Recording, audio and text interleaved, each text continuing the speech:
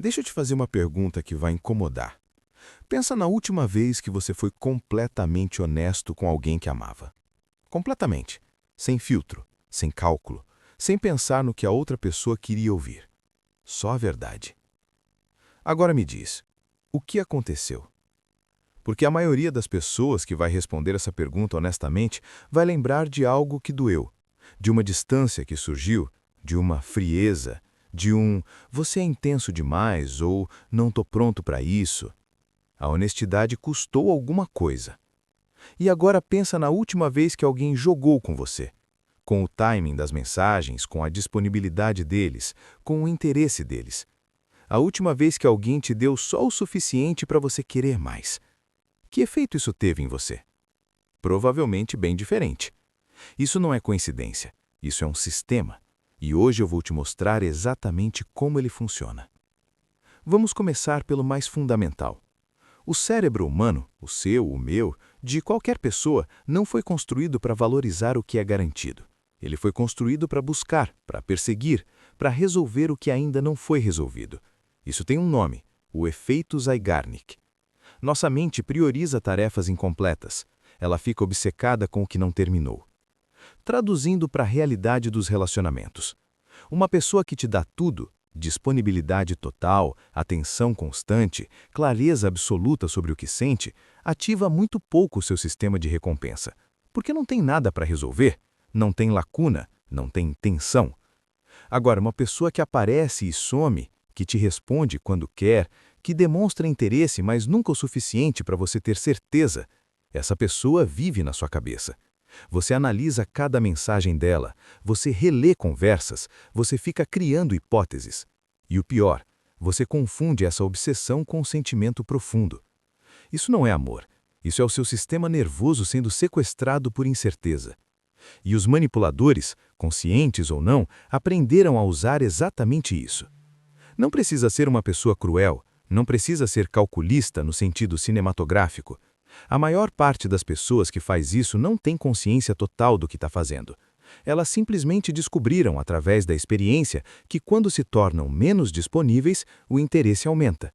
Quando param de demonstrar tudo o que sentem, a outra pessoa começa a se mover em direção a elas.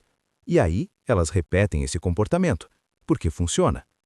Existe também um segundo mecanismo que é mais sombrio ainda. Chama-se dissonância cognitiva. Quando investimos em algo, tempo, energia, emoção, nossa mente automaticamente começa a construir uma narrativa que justifique esse investimento. Em outras palavras, quanto mais uma pessoa te custou, mais você tende a valorizá-la.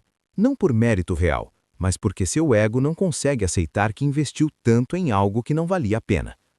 Sabe o que isso significa na prática?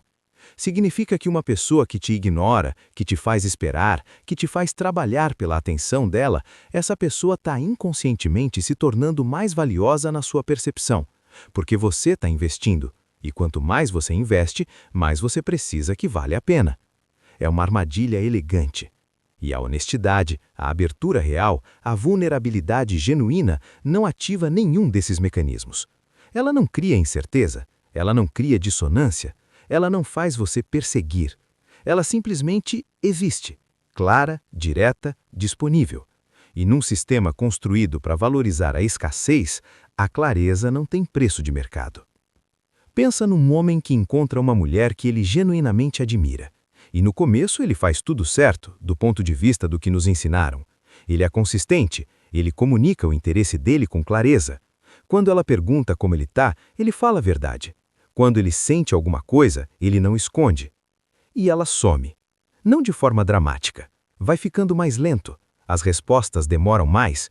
Os planos ficam vagos. E ele fica tentando entender o que fez de errado. Analisando cada mensagem, perguntando para amigos, pensando se foi intenso demais. Agora pensa numa dinâmica diferente. Um homem que, por insegurança ou por aprendizado, nunca mostra muito, que responde quando tem vontade, que demonstra interesse de forma esporádica, que nunca deixa claro o que sente, que é presente às vezes e distante outras. Ela pensa nele constantemente. Não porque ele é melhor, não porque a conexão é mais profunda, mas porque o sistema de recompensa dela foi ativado de uma forma que o primeiro nunca conseguiu. E isso vale nos dois sentidos, Vale para homens, mulheres, qualquer tipo de relacionamento, porque o mecanismo não é de gênero, é humano. Agora, a parte mais desconfortável. Você provavelmente já fez os dois papéis.